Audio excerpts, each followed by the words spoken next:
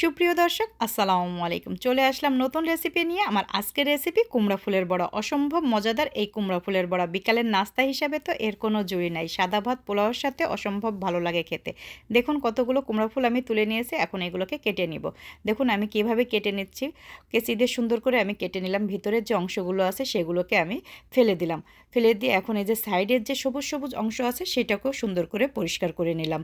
নিয়ে একইভাবে আমি সবগুলো কুমড়া ফুল কেটে নিব। কেটে ধুয়ে পরিষ্কার করে নিব। দেখুন সুন্দর করে সবগুলো কেটে নিলাম। এখন এগুলাকে ধুয়ে নিব।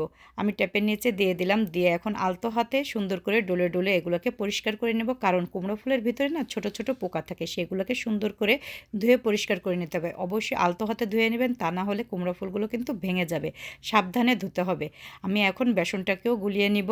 আমি এখানে বেশ কিছুটা বেসন নিয়ে নিয়েছি, দিয়ে দিব এখানে চাউলের গুঁড়া, দিয়ে দিব কর্নফ্লাওয়ার, দিয়ে দিব এখানে মরিচের গুঁড়া, দিয়ে দিব হলুদের গুঁড়া, দিয়ে দিব সামান্য একটু বেকিং পাউডার, দিয়ে দিব পরিমাণ মতো লবণ, আর সামান্য একটু আদা রসুনের পেস্ট দিয়ে দিব। দিয়ে তারপরে পরিমাণ মতো পানি দিয়ে সুন্দর করে একটা ব্যাটার তৈরি করে নেব। ব্যাটারটা না পাতলা হবে না ঘন হবে। আর এখানে যে কর্নফ্লাওয়ারটা দিলাম, কর্নফ্লাওয়ারটা দেওয়ার কারণে এই কুমড়া ফুলের বড়াটা অনেকক্ষণ ধরে মচমচা থাকবে। দেখুন আমি ব্যাটারটাকে কত সুন্দর করে গুলিয়ে নিয়েছি, না পাতলা না ঘন। এখন আমি তেল বসিয়ে দিয়েছি চুলায়, তেলটাকে গরম করে নিব। তেলটা গরম হয়ে গেলে এখানে আমি একটা একটা করে কুমড়া ফুলের বড়া এখানে দিয়ে দিব। আর এই কুমড়ো ফুলের বড়াটা বেসনের ভিতরে দিয়ে বেসনটাকে সুন্দর করে যখন আপনি তেলের ভিতরে ছাড়বেন, তার আগে এই যে সুন্দর করে ঝাঁকিয়ে বেসনটাকে কুমড়া ফুলের গায়ে থেকে সুন্দর করে বেসনটাকে ফেলে দেবেন। যতটুক সম্ভব ফেলে দেবেন, দিলে খুবই ভালো লাগে খেতে। আর যদি বেশি মোটা হয়ে যায় এই বড়াটা কিন্তু খেতে ভালো লাগবে না, একটা বেসনের গন্ধ লাগবে। হালকা একটা আবরণ থাকলেই সেই কুমড়া ফুলের বড়াটা খেতে বেশি ভালো লাগে। দেখুন আমি কিভাবে দিয়ে দিলাম খুব সুন্দর করে।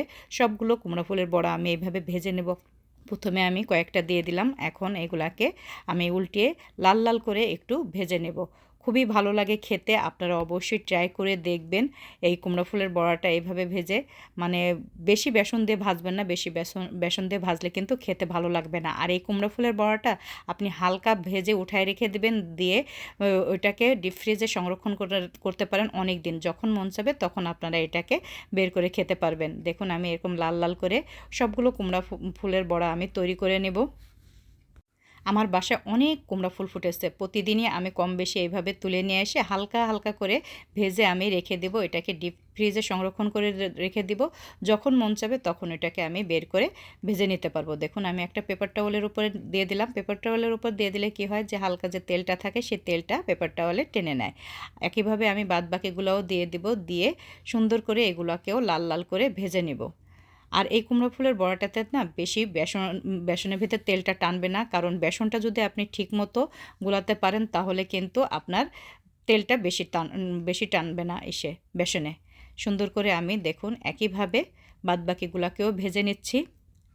খুবই ভালো হয় আর এত মচমচা হবে এই বড়াগুলো। দেখেন কতটা সুন্দর হয়েছে। তৈরি করে নিলাম আমার মজাদার কুমড়ো ফুলের বড়া। কেমন হলো অবশ্যই জানাবেন।